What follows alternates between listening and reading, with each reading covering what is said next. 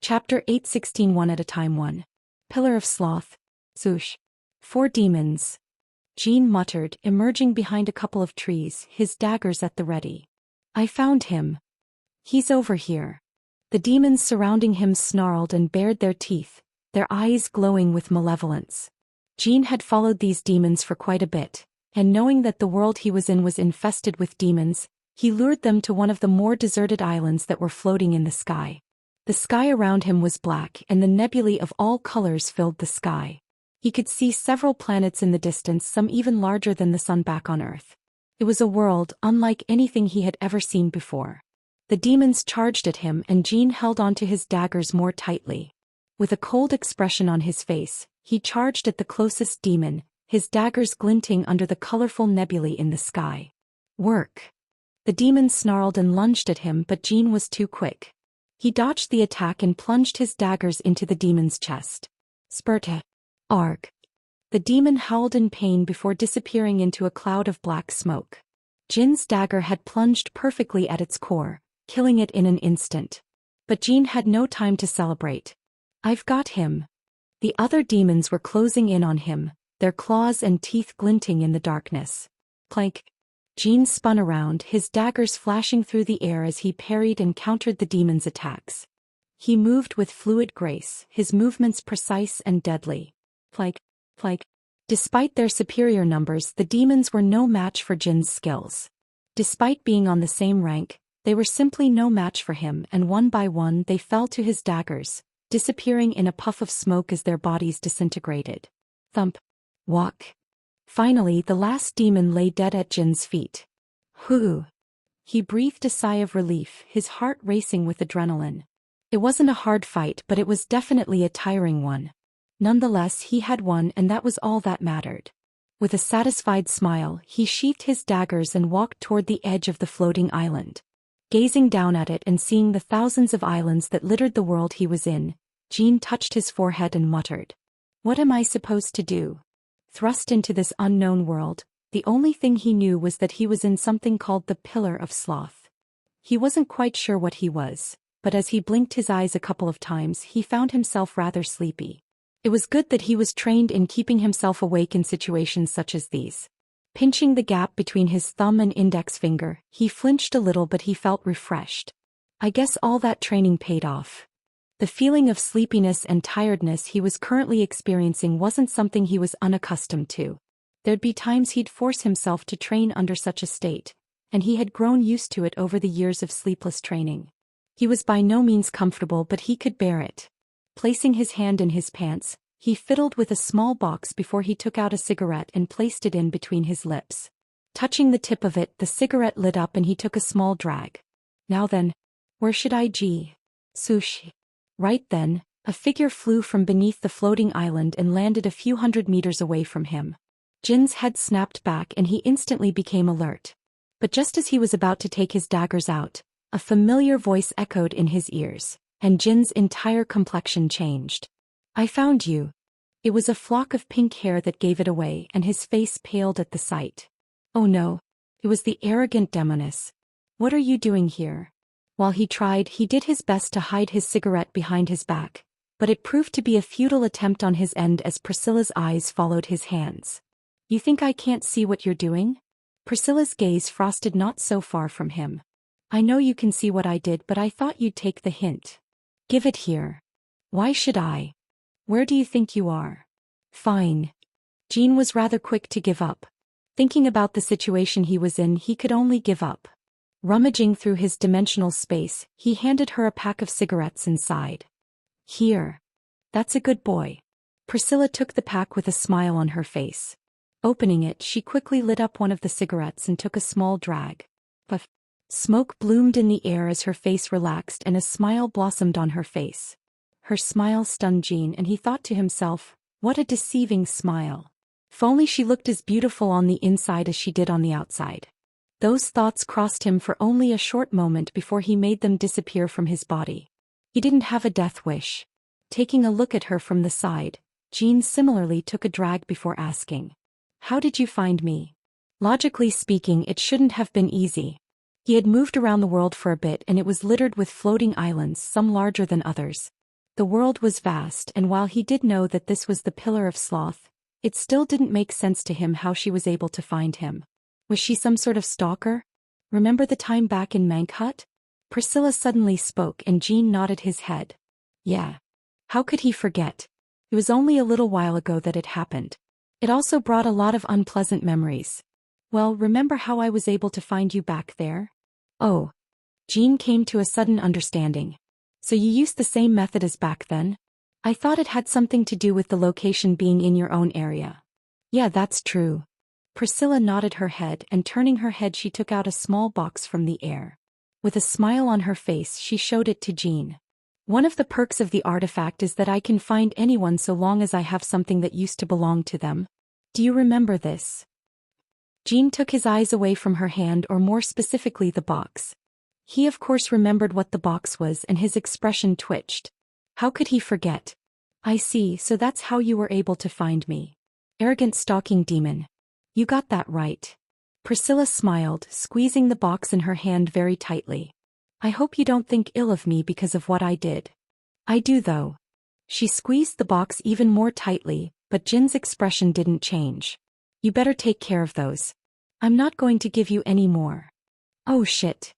Priscilla's face drastically changed when she realized what she had done, and she immediately loosened her grip on the box. You fuck. This is all your fault. Jean was stunned. Of course it's your fault. You're the one who pushed my buttons when I clearly came here with good intentions. Do you expect me to think better of you for stalking me? Stalking you? The box had practically disintegrated at this point. Bold of you to assume that. I'm only here for the sticks, not you.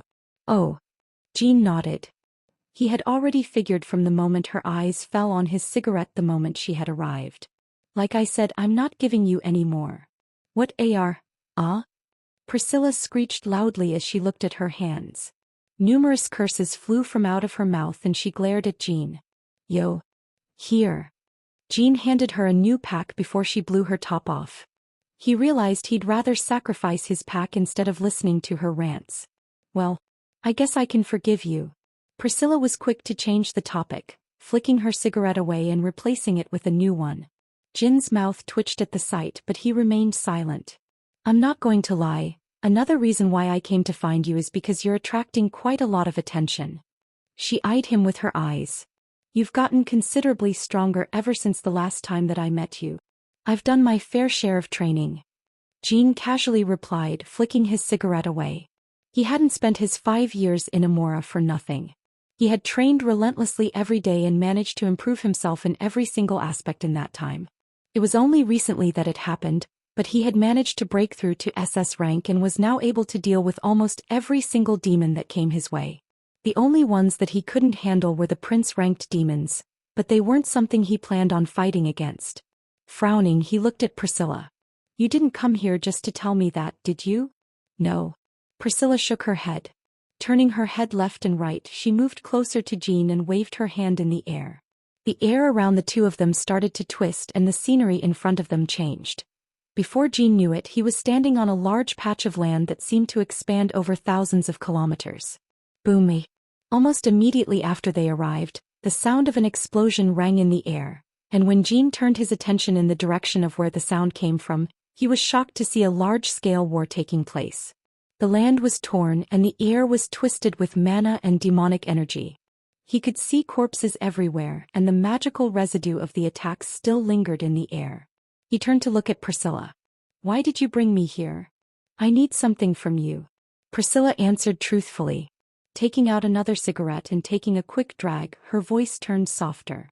We may not exactly be on the same side, but that doesn't mean that we can't use each other to achieve the same goal. She slowly turned her head to look at Jean and their eyes met. Help me kill the Pillar Master. Chapter 817 One at a Time 2. Help you kill the Pillar Master? Jean asked, utterly dumbfounded by Priscilla's words. Did she want him to die that much? Although he wasn't fully aware of what a Pillar Master was, just by the name he already had some ideas. Is it because I don't want to give you the cigarettes? Does it warrant such hate? That's not it. Priscilla rolled her eyes. I didn't say you should kill the Pillar Master. You're far from strong enough from being able to kill them. This much was obvious. Jean was barely in the Duke realm and she was also stronger than him. Furthermore, the Pillar Master was someone who had already reached the peak of prince rank. There was no way he'd even come close to doing any damage to them. What I'm counting on is for you to buy some time. Huh. Jean looked even more dumbfounded. Before he could say anything else, Priscilla pointed at the battle in the distance.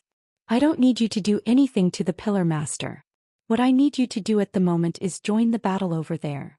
Following Priscilla's finger, Jean looked at the battle that was happening on the island. He caught sight of a few familiar figures, of which was a large orc he had gotten to know quite well in Amora, and several other thousands of troops. Brutus. He was barely holding on at the moment with several prince-ranked demons attacking him from all sides. At a glance, it was clear that the demons were at an advantage. With the aid of monsters and beasts, it was almost a massacre. They were just barely holding on at the moment, and the only reason why they were still alive was because of Brutus. Join the battle over there and make sure you stall for as long as possible. So long as you don't lose, it'll all be all right. Frowning, Jean mused for a while. What do you get out of this? Last I recall, I don't remember you saying that you want to join Ren's side. You also explicitly said you weren't on our side. Yet. Priscilla cut. Turning her head to look at Jean, she smiled slyly. I'm not on your side yet. What is that supposed to mean? Who knows? Priscilla mysteriously smiled, her gaze fixed on the fight that was happening in the distance. Just what is she thinking? Jean thought as she stared at her from the side. The more time he spent with her, the more Jean realized that the arrogant stalking demoness was not as simple as she looked. Tearing her gaze away from the fight, she looked back at him. Let's say we're waiting for a little something. So long as he keeps his end of the deal, we might just come to your side. Huh. Her words left Jean confused, but after thinking for a while, a certain crossed him and he looked enlightened. Extending his hands, 2 daggers appeared and he pointed them at the battle in the distance. I just have to keep the hanging for longer, right? Yup. Priscilla nodded. You just have to keep them alive for a little longer. She repeated in a slow manner and Jean clenched on his dagger more tightly. Got it. Without further ado, black threads sprouted from the ground and his figure started to melt alongside them. However, just as he was about to leave, a hand pressed against his shoulder. Wait a minute. Huh. Confused, Jean turned his head and when he did, his expression crumbled. Give it. Pillar of Lust. Come this way. Angelica called to Hein and Ava as she led them outside of the forest. They followed closely behind her, curious about where she was taking them. As they stepped out of the forest, they were met with a breathtaking sight that left them speechless. Their gazes paused on the landscape ahead of them, taking in the grandeur of the sight. Is that a mountain? Ava asked, her voice barely above a whisper. Hein could only nod in agreement, his eyes still locked on the towering peak in the distance. It's rather big. Hein eventually said, his eyes losing slight focus. The first thing that struck them was the sheer size of the mountain. It towered high into the sky and seemed almost impossibly steep. The slopes were covered in dense forests, misty clouds and glistening ice and snow, depending on which part of the mountain they looked at. The sun was just beginning to set behind the mountain, casting a warm golden glow over the landscape. The colors of the mountain shifted and changed with the light, from deep greens and blues to warm oranges and yellows. As they stood there taking in the sight before them, a sense of peace and wonder washed over them. It was a sight that they never thought was possible, and if not for Angelica's voice, they would have spent more time admiring it. Don't look at the mountain for too long. Angelica said, breaking the silence. If you look at it for too long you might never know how you died. They tore their gazes away from the mountain, their eyes opening up in shock. Even so, the image of the majestic peak remained etched in their minds. Only once Angelica's voice sounded again did such thoughts disappear. The mountain is a trap. Its main job is to hypnotize people into going there where they'll eventually get ambushed and killed. Hein and Ava's hearts grew cold the moment she said those words and they quickly snapped out of it. They hurriedly lowered their heads and calmed their minds down. Don't worry though. Angelica looked back at them with a smile. Since you've already signed a contract, you shouldn't be in too much trouble. You wouldn't have been able to snap out of it with just my voice had you not signed it. Plus, they won't attack you even if you were to go to the mountain. Couldn't you have told us that earlier? Ava complained immediately, glaring at Angelica. Secretly, she sighed in relief. What's the fun in that? Angelica teased, her lips curling upwards. Such a reaction evoked surprised looks from both Hein and Ava, who looked at her weirdly. How odd. Hein muttered, pinching the bottom of his chin. It's been a while since we've last seen you, but you seem a lot livelier than before. Amichum. Ava agreed. There was something different about Angelica compared to how she was in the past. While it wasn't that big of a difference, she was without a doubt livelier, and that surprised the two of them given that she was usually rather cold. Especially after Small Snake's death. Did something good happen while you were away from us? Angelica pondered, looking up at the sky. Her shoulders visibly relaxed at that moment and her gaze shifted back to them. I guess you can say that I realized just how much better you guys are compared to the people back in my clan. Her words were light, but there was a certain heaviness to them that made Ava and Hein both look at each other. They could tell the situation was a lot more complicated than that, but they didn't probe any further and nodded their heads. So what do we do now? Ava asked, shifting the topic of conversation away. I don't know. Angelica truthfully answered. With a complicated look on her face, she turned her head and looked toward the large mountain in the distance. I really don't know. She repeated once more. Realistically speaking, there is a way to get out of the pillar. It's rather simple actually, and that's to defeat the Pillar Master. She paused for a moment and took a deep breath. The problem is that none of us are strong enough to even come close to the Pillar Master. I don't even know if Ren is strong enough. Maybe he is, but I'm not sure. I don't know how strong he is now, but I'm sure he's gotten a lot stronger than when I last saw him. Still, I don't know if that's enough. Angelica's expression turned grim at that moment. She knew the strength of the Pillar Master all too well. Of course she knew. She was, after all, her own mother. So long as the Pillar Master is alive, we are stuck here and we can only hope for a miracle to happen. A miracle was truly the only thing that they could hope for. She had witnessed first how the demons had completely overtaken the other races back in Idoania. It wasn't even a fight, it was just a massacre, and what was happening at the moment was no different. Perhaps it was even worse now that everyone was within the pillars. I think they rustle I. Right at that moment, a faint rustling sounded in the distance and Angelica's mouth stopped moving. Immediately everyone became alert and they turned to gaze in the direction of where the sound was coming from. Weapons drawn, they waited for a couple of seconds before a figure soon came out. At that moment, Angelica's pupils constricted and her gaze frosted. Appearing from behind the bushes was a rather small figure with long black hair and a white mask. Most striking, however, were his deep green eyes that fixed themselves on Angelica, Hein, and Ava.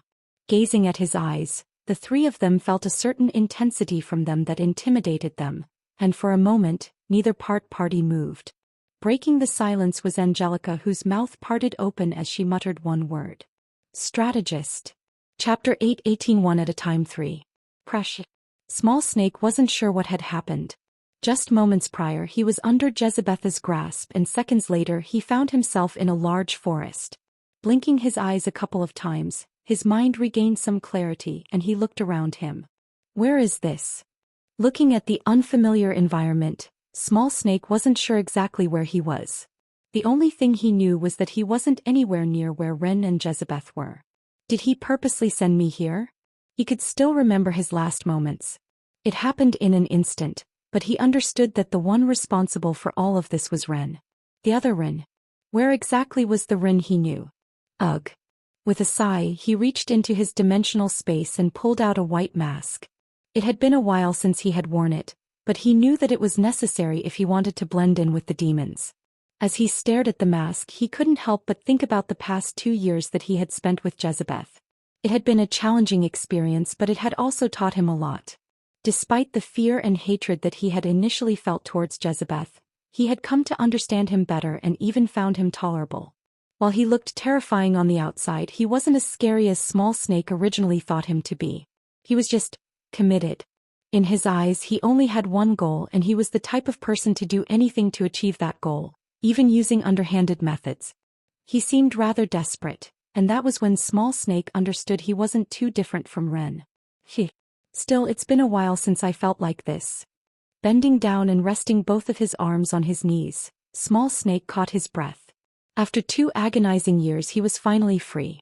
He felt a mixture of different emotions, and they all came so suddenly that he found himself unable to process them all. He had a place to return, and that had been his goal since the very beginning. From the very beginning his actions had one goal: to get back home. Even if it resulted in him helping out the demons in the process. At the same time that he helped them, he was also helping himself, honing his skills and getting a better understanding of how the demons operated. He made a name for himself, and the mask in his hand represented his status, his achievements, his capabilities. It represented who he was now, and it was something he held very dearly. Slowly, Small Snake placed the mask over his face and he took a calm breath. Looking around the forest, he calmly stood up and without further ado headed toward the right side. He could feel a few presences coming from there. The problem is that none of us are strong enough to even come close to the Pillar Master. I don't even know if Ren is strong enough. Maybe he is, but I'm not sure. So long as the Pillar Master is alive, we are stuck here and we can only hope for a miracle to happen. It was a set of familiar voices. Moving around the forest, Small Snake's feet came to a sudden halt when he heard a set of familiar words. He wasn't sure if it was them, but at the moment he felt his breath stop. Ba, thump, ba, thump. His heart quivered at the possibility. Rustle eye. Rustle eye. Coming out of the forest, his gaze was immediately drawn toward a group of 3, and his entire body stiffened. He recognized them immediately. They looked exactly as they had since he had last seen them. No, upon closer look he realized they looked more mature than he had last seen them. The sight of them left him rather empty. 2 years suddenly felt a lot longer than he thought. It really is them. A wave of memories flooded his mind at that very moment and his body trembled. He had longed for this very moment for a very long time. He had dreamed many times and replayed this moment in his mind just as many times. There were many things that he wanted to say at this very moment, but as he stared at them he found himself unable to utter a single one of the things he wanted to say to them. He was just stuck there, unable to utter a single thing, and soon his eyes met with the rest. Contrary to his expectations, he was met with Angelica's hostile gaze as her icy words echoed through the air. Strategist. Angelica stepped in front of Hein and Ava, her eyes warily staring at the man in front of them. Even though the two of them seemed to be confused as to who the person in front of them was, Angelica knew him all too well and how frightening he was. Standing in front of him he seemed completely harmless. He reminded her of a certain someone, and the idea made her hate him even more. Don't let his looks fool you, Angelica. She had to remind herself several times that he was someone else. Someone far more dangerous and cruel. Her sharp gaze surveyed the surroundings, looking for any demons. Every time she had the opportunity to see him, he was always accompanied by multiple guards. The majority of them were powerful, and she feared that such guards were currently roaming around them. Although she was strong, she wasn't arrogant to the point where she believed herself to be the strongest. She was still far from reaching the top. It looks like everything is clear. Calming herself down, Angelica's body relaxed, and so did her expression. After a thorough check, she was under the impression that he was alone. There's no need to engage in a fight with him yet. I'll see how this plays out. Though she didn't think for 1 second she could fool him, she did think she could buy herself some time to think of a more plausible excuse. What brings you here, Ad-I? But just as she had opened her mouth, her entire body stiffened, as did Hein's and Ava's. Mouths agape, they stared at the strategist, who slowly removed his mask to reveal a face the 3 of them were all too familiar with. With a soft smile on his face, he opened his mouth and greeted. It's been a while, guys. The voice. They were all too familiar with it. How could they forget it when they had been nagged by that very same voice 1,000 times over in the past? Clean up after yourself. Don't throw your clothes on the ground after exercising. Who do you think I am, your babysitter? A flood of bottled-up emotions almost burst forth out of Ava and Hein, but they were held back by Angelica, who pushed them back. Don't be fooled, she shouted, her gaze looking extremely fierce. Remember where you are. This is a trap. Don't get fooled by him. Angelica refused to acknowledge it, despite the fact that he resembled him visually, sounded like him, and everything pointed to the fact that it was him. It's not him. A certain something boiled inside of her at the moment as she glared at him. I've long heard of your tactics. You may be able to fool them, but you can't fool me. You're not him. She shouted through her gnashed teeth, and a terrifying presence burst out of her body, enveloping Small Snake's body and sending him crashing against one of the nearby trees. Crash! The tree shattered apart, and Small Snake's body staggered against the ground before crashing against a large tree in the distance. Angelica's attack was so fast and abrupt that he didn't even have time to react. Not that he would have been able to react in the first place. Angelica, wait. Her actions startled Ava and Hein, who tried to hold her back at that very moment. Let go. She coldly uttered, her gaze extremely frosty. Avon and Hein were taken aback by Angelica's sudden shift in demeanor as they unconsciously let go of her. In the many years that they had known her, this was the first time that they had seen such spine-chilling coldness from her. Her voice turned softer after she realized the tone she was speaking in. Like I said, don't be fooled by what you're seeing. You're dealing with someone extremely dangerous. Don't let your guard down. He's most likely trying to lower our guards with his tricks. He's a very dangerous person. She knew better than anyone just how crafty this so-called strategist was. She had only seen him a few times, but she had heard stories about him, so she knew it was impossible for him to be Small Snake. He was cruel and merciless, killing thousands and sacrificing others for his plans. The Small Snake in her memories was no such person. Ugh! A soft groan echoed from the distance, and Angelica's cold gaze fell on the strategist, who let out a pained groan. Weakly moving his body, he sat up straight and leaned against one of the trees. A bitter expression appeared on his face. He muttered in a pained voice. Why, you really didn't hold back. Shut up. Angelica appeared right before him and grabbed his throat. Ugh! The strategist let out another groan, but his eyes never wavered. Looking down at Angelica, who was fiercely glaring at him, he continued to smile. Debbie, what's up with you and Ren always telling me to hut up? Upon hearing his words, Angelica's expression changed and she loosened her grip. Hey, were you finally getting it? Small Snake questioned after successfully inhaling some air. Ah. He gasped for air. It's me. No. Angelica shook her head, refusing to believe him. Biting her lips, she looked back at him and studied his face. He looked exactly how she remembered him. Perhaps his hair was a little longer, but it was him. But how? How was this possible? She refused to believe this. Prove it. Prove to me that you're him. Prove. Yes, Angelica softly nodded. What's your name?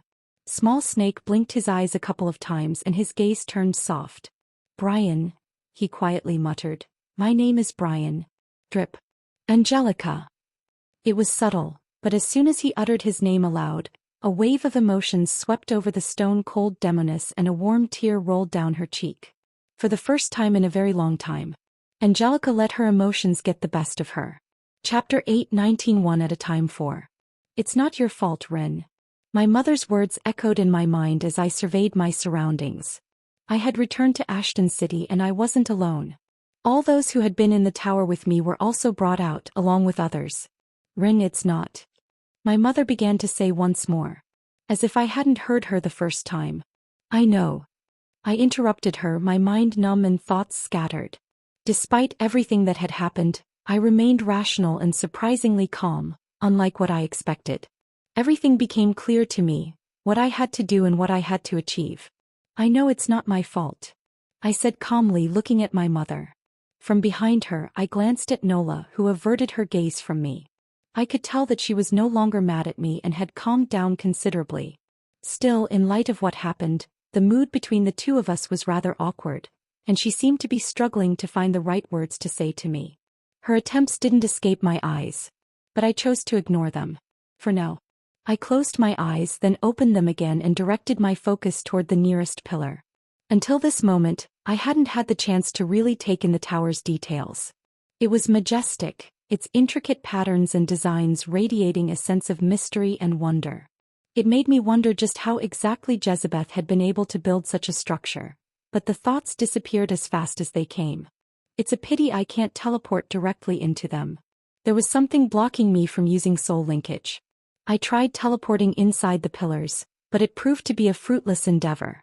It seemed as though I was still not adept enough in my control over the laws to surpass whatever was blocking me from entering the pillars.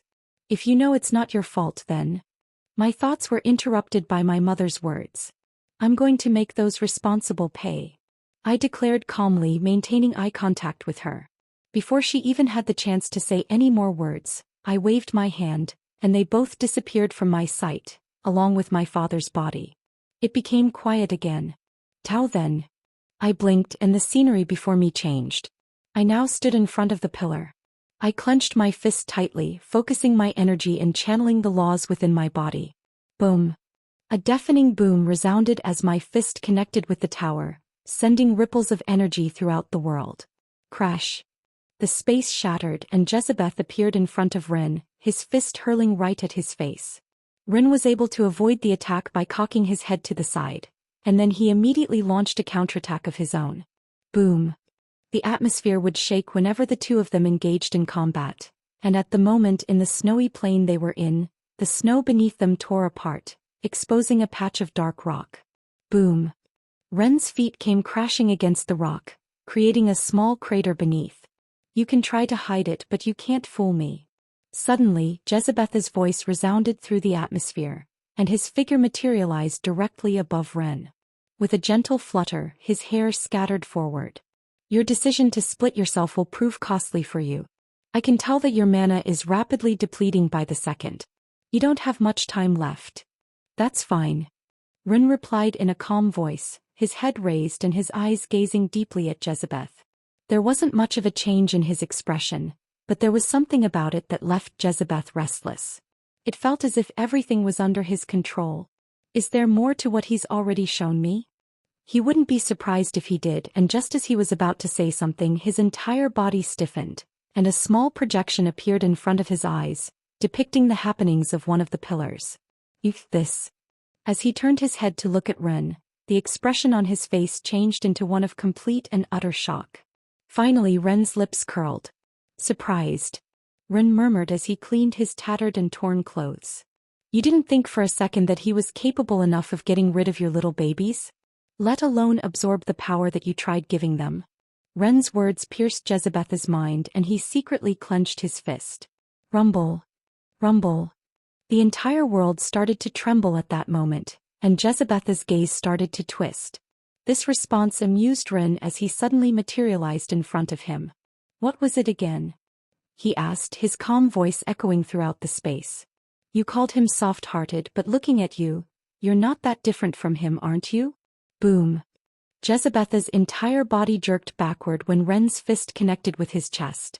You pose yourself as this ultimate ruler, but in reality, you're nothing but a soft-hearted demon that wants an answer to some philosophical question that would probably go along the lines of, you were a mistake that was never meant to happen. You shouldn't have ever been born. You're like cancer that has grown too powerful to control. Each and every one of Ren's words echoed loudly within Jezebeth's head as he clenched his fist more tightly. While he wanted to refute Ren's words, for some reason he couldn't. It was as if, deep down, he knew that he was right. That perhaps his existence and his entire race's existence were one mistake that was never meant to happen. Swoosh. Ren appeared directly behind Jezebeth and punched him in the back with the same force as before, causing Jezebeth's back to bend in the opposite direction. Jezebeth was unable to react due to the rapidity of the events, and his body soon collided with the ground. Boom. Snow was hurled into the air, and Ren appeared directly above the area where Jezebeth had been thrown. To think that someone like you who has lived even longer than me, still feels something at the death of their subordinates. Honestly. Ren paused. His eyes wandered off into the distance and he slowly turned his body. There he spotted Jezebeth's outline. Somehow he was able to move all the way there without him noticing. It's pathetic. Swoosh. A breeze blew past and Jezebeth quietly remained where he was, his gaze fixed on Ren. Are you finished? Jezebeth asked, his voice sounding awfully calm. Something about his words brought a sudden chill to the already chilly weather, and everything around them stopped still. Why do you h? Jezebeth covered his face halfway through his sentence as he let out a short sigh. Why do you always? He was unable to finish his sentence again. This time he let out a small laugh as his face slowly started to twist. Why do you always get in my way?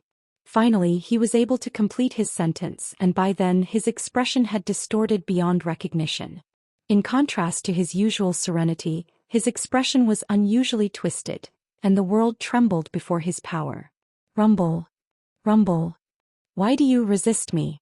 I put everything, and I mean everything, into this, and yet, you who doesn't even care about whether you live or die still try to block my way. Jezebeth cocked his head. Why? He clenched his teeth. I am so close. Every time I'm so close to achieving my objective, someone is there to thwart me. Why? Why is it this way? Raising his head, he frigidly glared at Ren and shouted. Why? At that instant his power erupted from out of his body, and the mountains in the distance shook. Avalanches formed and a white mist covered the entire plain. I just want answers. I'm not asking for much. I spent millions of years just for this one moment, and yet when I'm closer than I have ever been in my life, it suddenly happens that it wasn't as close as I previously thought. Jezebeth could see the end of the long tunnel he had walked through.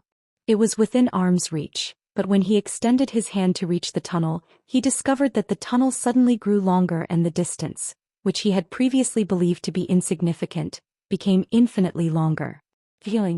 It left an awful taste in his mouth and he couldn't stomach it. His long repressed emotions burst out at that moment and he let everything out. You say that I'm soft-hearted.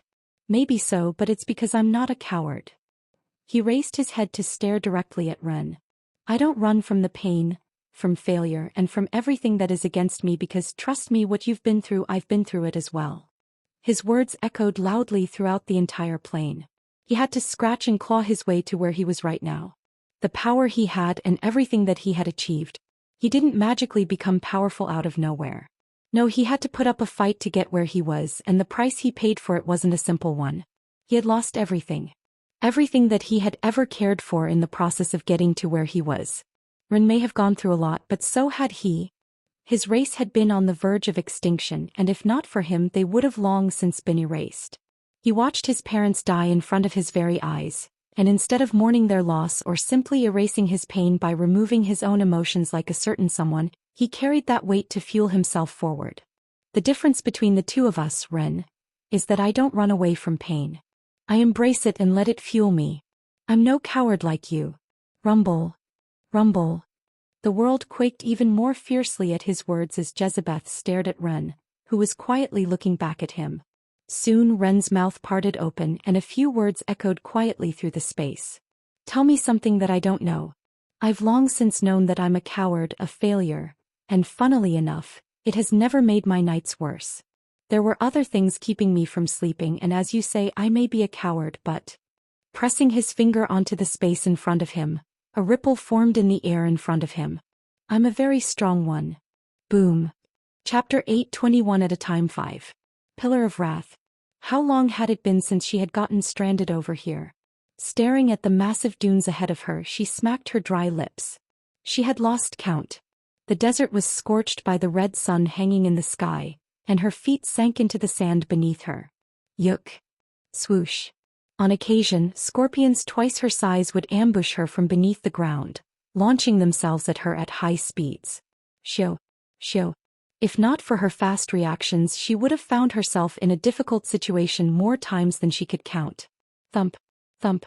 As she twisted her body and pulled on her bowstring, the enormous scorpions lifelessly fell in front of her.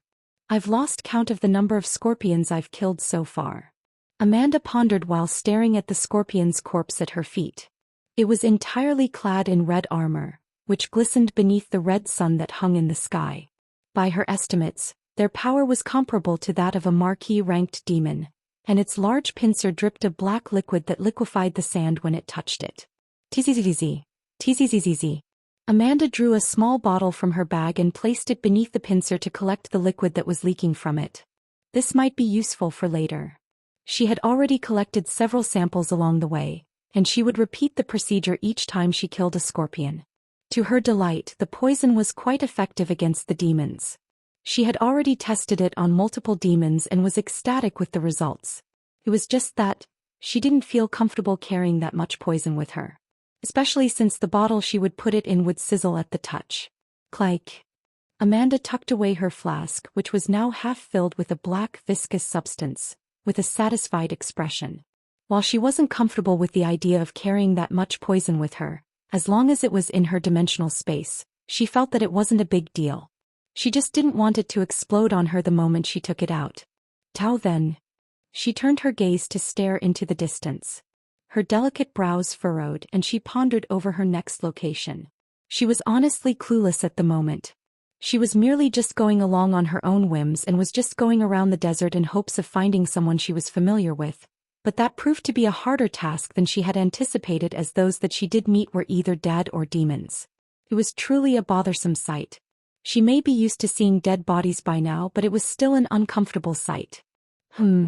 Immediately thereafter, Amanda's ears perked up and she stopped abruptly.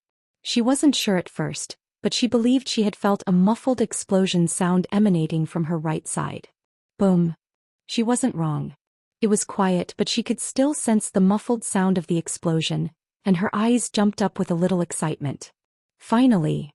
Sound meant that there were people fighting in the distance, which meant that there was a chance that she'd find someone she knew. Without wasting a single second, she drew her bow, planted her foot in the sand, and dashed across the sand at incredible speeds. Swoosh. It took her only a few seconds to cover hundreds of kilometers, and after what seemed like a minute of running, she arrived in front of a rather large dune. Boom. Boom. Upon her arrival, she was certain that something was happening. The muffled sounds transformed into the full-fledged sound of explosions ripping through the air above her. What in the... When Amanda reached the top of the dune, she was astounded by the view that greeted her. Boom. Arg. Whack. It was a bloody sight. Two parties engaged in a conflict that was bloodier than anything she had ever witnessed, with limbs flying everywhere and red and black intertwined on the surface of the sand, staining it with their colors. Boom. The explosions were as loud as ever, and Amanda's gaze fell on the plot of land in the faraway distance. She unknowingly swallowed a mouthful of saliva as she gazed over the horizon, where tens of thousands upon tens of thousands of red armors glistened beneath the red sun that hung in the sky. She recognized those armors in an instant, but if that wasn't enough... Help! Screams of terror and agony echoed through the air as thousands of scorpions covered the land and thousands of demons roamed the sky. If Amanda had one way to describe the current situation, it'd have to be a complete and utter disaster. She was able to see thousands of forces that belonged to the Alliance. They were steadily losing ground by the second, and they were engaged in a fierce battle to prevent themselves from retreating even further. The situation was nothing short of precarious. Aren't they? Amanda's eyes narrowed and she focused her gaze on a group of individuals in the distance. She was able to identify them without any difficulty, and her demeanor abruptly became very solemn. I need to help them. Their situation, it was anything but good. Although they still seemed to be able to hold on for a while, she knew that they needed help urgently. Thus, without further ado, she took a deep breath and clenched her bow tightly. Even though she was still quite far away from where the main battle was taking place, the distance was sufficient for her. She grabbed onto her bow, curved her back in the opposite direction and pulled on the string as she did so. While she was channeling her mana, a potent hue emanated from her body. There's someone over here. Get her. This hue caught the attention of several demons who were located a safe distance away, but she did not pay any attention to them. Her attention was fixed on what lay in front of her, and as she pulled the string further back, her eyes became perfectly focused on the targets. Whoo! Exhaling, she let go of the string. And with a noise that was eerily similar to bones cracking, the string became taut and a translucent blue arrow shot through the air. Swoosh! The speed of the arrow was neither fast nor slow. It was about average, with the majority of the demons below being able to detect it. There were some demons below that tried to interfere with the path of the arrow, and some of them even tried to intercept it. However, those who belonged to the four races used whatever means they had available to stop them. They could tell at a glance that that was no regular arrow. It took a few seconds for the arrow to reach its highest point, and just as it was about to fall back down onto the ground, Amanda's eyes widened, and her mouth parted open as a faint word escaped from her lips. Split. The arrow stopped moving in midair almost as soon as the word left her mouth, and shortly after that, a terrifying glow engulfed the entire world from above. Shoo, shoo, shoo, shoo, shoo. Like rain, Thousands upon thousands of arrows streaked down from above at terrifying speeds. The demons became vigilant, but it was already far too late. As soon as they became aware of what was happening, the arrows came hurtling down in a series of whistles, impaling hundreds of demons at once and killing a significant portion of them in the process. Aka! Whack! Kaha! Screams of agony reverberated through the air as demons fell to the ground with resounding thumps. Think. It was unfortunate that the same could not be said for scorpions. Unlike the demons, their body armor was able to deflect some of the arrows that were falling upon them. In spite of their armor, however, a number of scorpions sustained severe wounds during the sudden rain of arrows, and their march slowed considerably, allowing the members of the alliance to catch their breath. The battle, which seemed so one-sided moments prior, suddenly changed, and it was all thanks to one single arrow. While they had not gained the upper hand or even the score, they had gained significant breathing room. Retreat. Organize yourselves. Use this chance to reorganize the positions. Quick. Those of the four races quickly retreated and formed solid formations after seizing that brief opportunity. In the meantime, Amanda had already left the spot she was previously standing on when she shot the arrow. She knew all too well that she had attracted a lot of attention and that she was currently the #1 target of the demons. Even so, she was proud of what she had achieved. Amanda, quick over here. It was a soft voice that ushered her in a certain direction, and when she turned her head she managed to spot a familiar flock of orange hair, and her expression softened a little. Monica. Quick. Monica urged her, waving her hand at her urgently while looking behind her with a sense of urgency. Seeing how serious she was, Amanda rushed to her side without delay. As soon as she arrived in front of her, she noticed the presence of numerous terrifying energies in the vicinity, and her face paled. Quick, we don't have much time. Thanks for buying us time. Amichum. Amanda followed Monica from behind, and that was also when she spotted Donna and Douglas not so far from her. The two of them seemed to be waiting for them, and when they showed up, Donna immediately greeted her. It's good that you're here. We need your help. Tell me what I need to do. Amanda nodded her head seriously, her expression as cold as a rock. Just support us. Monica answered, her gaze fixed on the distance. We're currently trying to hold the main forces of the demons back and stop them from getting to the others. We were struggling a bit before, but with your help we should be able to last for longer. ISE. Just as Amanda was about to speak, a demonic figure emerged from beneath one of the dunes in the distance, and almost all of them turned their heads at once, their heart at their throat. The demon had short black hair and a large horn protruding from his head. He had a rather large build and carried a heavy sword behind his back. Thump. Stepping right above the dune, the atmosphere changed almost immediately, and Amanda choked on whatever words she was trying to say moments earlier. That was not an existence she could provoke. When she turned her head, it was to her dismay to realize that the three of them were showing similar reactions to hers. One of true fear. That. Monica opened her mouth, her lips trembling. We're fucked, aren't we? Chapter 821 Wrath 1. It looks like another talented one has arrived. His gaze landed on a human girl with long, glossy black hair and thin lips. By demon standards, she could be considered quite beautiful, though the prince had no interest in her. There were other things that piqued his interest, and that was not one of them. The fact that her powers affected a large area was one of the things that piqued his interest and was something he could not allow to continue. She needed to be disposed of before she became a serious problem for his plan. In fact, everyone who belonged in the group she was in need to be taken care of. Let's see. His eyes swept over the three women before pausing on the elderly man. He was the strongest of the group by far. His strength was comparable to that of a young prince, and he posed the greatest threat. He was not a significant threat to him, but he could still affect his plans, so he had to be dealt with first. Swoosh. Prince Konjak was a decisive individual. The moment he figured out what he needed to do, he set himself into motion. Taking a step forward, he appeared right before the group. Humans. He called out in a soft voice. His sudden appearance startled them, but not significantly. They appeared to have somewhat anticipated his imminent arrival. This was good. There's no need to panic. I mean no harm, as of yet. The prince's voice was amicable. With a calm smile on his face, he addressed the four people in front of him. If possible, I would like to avoid killing you all. You are all incredibly talented in your own right, and it would be a shame to kill you all, so I am here to propose an offer officially. One I'm sure you won't be able to refuse. Bringing his hand forward, 3 contracts appeared in his hand. I'm certain I don't have to explain to you all what these are, so how about it? Will you join my side? I really don't want to kill such talented people. While he brought the contract forward, the others gazed at the contracts before turning to face him. The shortest of them, the woman with orange hair, spoke with a frown on her face. I don't think you've done the proper math. She turned to look behind her.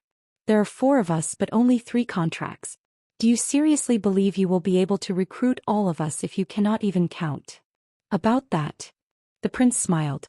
It wasn't a mistake. What? There's no mistake in the number of contracts that I'm offering. The prince repeated himself, his gaze falling on the elderly man.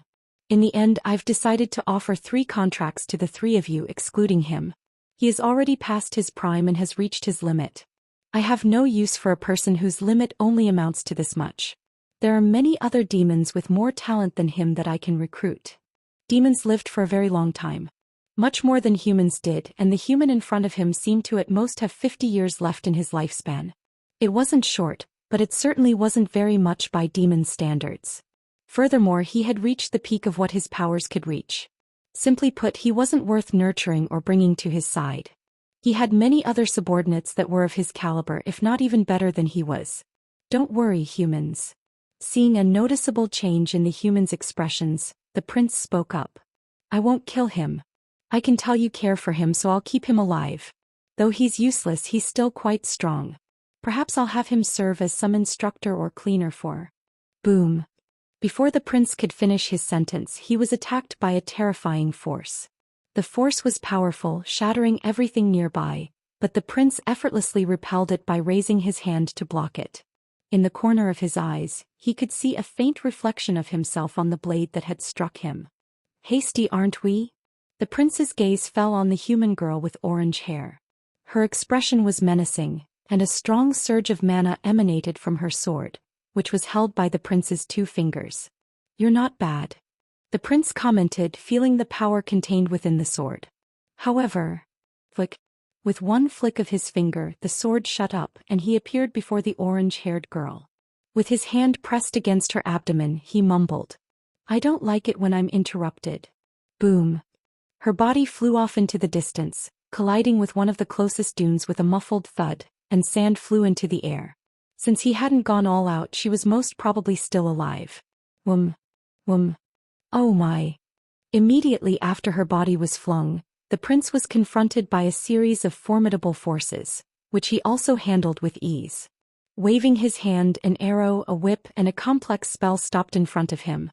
The prince's brows furrowed as he shifted his gaze toward the perpetrators while observing each of the attacks in front of him.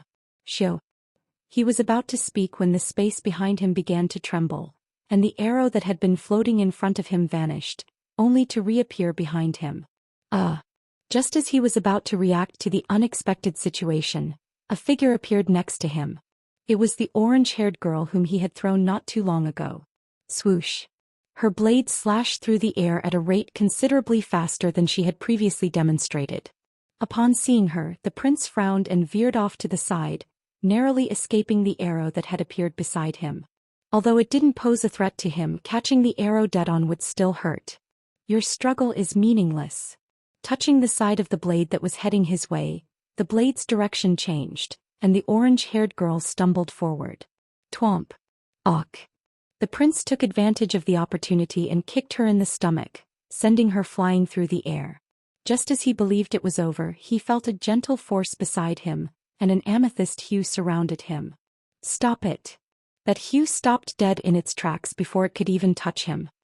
His eyes wandered toward the woman with purple eyes and he shook his head. I don't understand. I offered you a good deal. Why won't you take it? The deal was rather good. In exchange for sparing them, they were going to work for him. In his life, he had never mistreated his subordinates and had given them a lot of benefits. What these humans in front of him were doing was, to say the least, stupid. And the prince didn't like stupid subordinates. His earlier enthusiasm for them quickly dissipated, and his eye flashed with ferocity. You know what? Never mind. I'm no longer interested in taking the lot of you as my subordinates. The devil contracts that floated in the air beside him dispersed into thousands of particles, and the prince's terrifying power began to emerge. He brought his hand forward and opened his palm. The very air around him came to a sudden standstill, and demonic energy burst out of his body, encircling the entire area around them. Since that's the case, I no longer have the need to keep you alive. Say goodbye to, Rumble. Rumble. Cutting the prince off, the entire pillar began to shake violently. Not only slightly, but the entirety of the structure shook, and as a consequence, several dunes dispersed in all directions. What's going on? The prince was obviously startled by the situation, as evidenced by the serious expression on his face as he looked skyward. For something like this to happen, is it His Majesty? No, but he can directly go in. Just who in the world? He didn't have to wait for long to get an answer. The sky above cracked at that moment, and within seconds of that happening, a glass-shattering sound spread throughout every inch of the world, revealing a large fissure that covered the entire sky. At that moment, everyone stopped whatever they were doing and raised their heads to look at the sky, toward the large fissure that had appeared above. What's happening? What is that? It was only natural that panic and shock spread across the world. What lay beyond the fissure was a far-off blue sky, which stood in stark contrast to the sky that existed within the world that was contained within the pillar. That, however, wasn't what drew the attention of those beneath. Look. There's someone coming out from the fissure? Indeed, what appeared to be a hazy black figure emerged from within the gap in the sky, slowly floating in the air as if it were levitating. Because of his presence, the entire atmosphere of the world shifted, and many people found that they were unable to breathe or look up at the sky at that particular moment. There was something eerie about the figure. Something unexplainable and extremely chilling. He didn't do anything unusual, he just floated there in the air and did nothing but look down at the world. But for some reason, anyone who looked at him could only feel the onset of their own death. He didn't seem too different from death itself. Who do I have the pleasure of meeting? In front of the figure, Prince Konjak materialized out of thin air. He was unafraid in contrast to the other people there. Even though the hazy figure gave off a frightening amount of energy, the prince had complete faith in his own physical prowess. He didn't think he would lose. Is there anything that you wish from me? Prince Konjak asked politely. His expression was one of happiness, and he appeared calm and collected in general. It was obvious that this was merely a pretense as his body was tense. It was indeed true that he held some confidence in his strength, but that didn't mean he would come out of the fight unscathed. There was a high chance he could get crippled as a result of the fight, and if he could, he'd love to avoid such a scenario at all costs. Are you someone sent by his ma? I'm not. The figure eventually spoke, and his quiet voice reverberated throughout the area where the two of them were. Rumble. A tremor ran through the sky, and out of nowhere, a sword materialized in his hand. Tip pointed at the prince. The figure opened his mouth again. I only need one thing, he said, his cold voice drifting in the space like soft whispers. For you to die. Shying. As his words faded, the world around Prince Konjak began to turn upside down. Soon after, he caught a glimpse of what appeared to be his body, and he wondered to himself. Is that my body?